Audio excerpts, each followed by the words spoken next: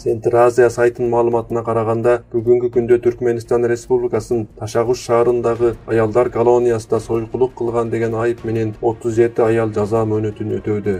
Алардын арасында жашы 52ден жогору болгон бир аял, дагы жаш балалуу жана неберелүү аялдар да бар. Негизинде алар эч качан сойкулук кылбаган. Алардын бир гана күнөөсү экинчи жубай болуп турмуш курганы. Түркменистанда көп аялдуулукка мыйзам тарабынан тыюу салынган. Бирок бул жерде шарият негизинде бирден көп аял менен үй бүлө курган эркектер көп табылат. Укукту сактоочу орган кызматкерлери үчүн экинчи жубай болуп турмуш курган аялдарды аңдоо пайда булагына айланып калган. Алар мындай үй бүлөлөрдү табуу үчүн айгакчыларды жалдашат. Тузакка илинген аялдар оор абалда калып, бул эки иштен бирөөсүн тандоосу керек болот. Биринчиси 5000 АКШ доллары өлчөмүндө штраф. Экинчиси Түркменистан Республикасы Кылмыш кодексинин 137 жана 138 беренелерине ылайык кылмыш ишин козготуу. Аларга негизинен эки күнөө коюлат. Адамдарды алдамчылык жолу менен бузукулук кылууга үндөү жана сойкулук кылуу. Штраф төлөй албагандарды 2 жылдык камак жазасы күтөт. Бүгүнкү күндө Кылмыш кодексинин ушул беренеси менен 3-4 миң аял штраф төлөдү.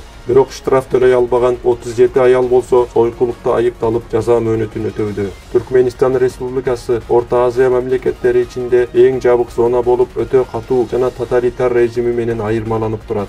Мамлекет президенти Курбангули Бердимухамедов өз элине зулум кылууда коңшу мамлекеттердеги кесиптештеринен артта калбайт. Өзбекстанда аялдардын хижаб кийүүсүнө тыюу салынган болсо, Кыргызстанда муслим аялдар террорчулук, экстремисттик аракет жасаган деп айыпталып абакка ташталууда. Зына жолуна жүрбөй, Аллахтын шарияты уруксат берген жол менен үй бүлө курган таза аялдарды сойкулукта күнөөлөп жаткан Түркменистан Республикасынын бузук саясаты бардыгынан ашып түштү. Түркмен аялдарына улуттук кийим кийүү шарт болуп, шарият белгилеп берген кийим хижаб кийүүгө тыюу салынган. Ар түрдүү жынстык оорулары, экесиз туулган балдар, үй бүлөлүк чыр-чатактар жана мындан башка көптөгөн проблемаларды келтирип жаткан чыныгы кылмышкер сойкулар калып, Аллахтын мыйзамына ылайык таза жол менен турмуш куруп жаткан муслиме аялдардын жазага тартылып жатканы өтө өкүнүчтүү абал. О мусулмандар, Аллахтан гана коркуп, өз кол астындагыларын адилет менен башкаруучу, жер жүзүндө Аллах түшүргөн мыйзамдар менен өкүм жүргүзүүчү адилеттүү аким келмейинче зулум жана кысым улана берет.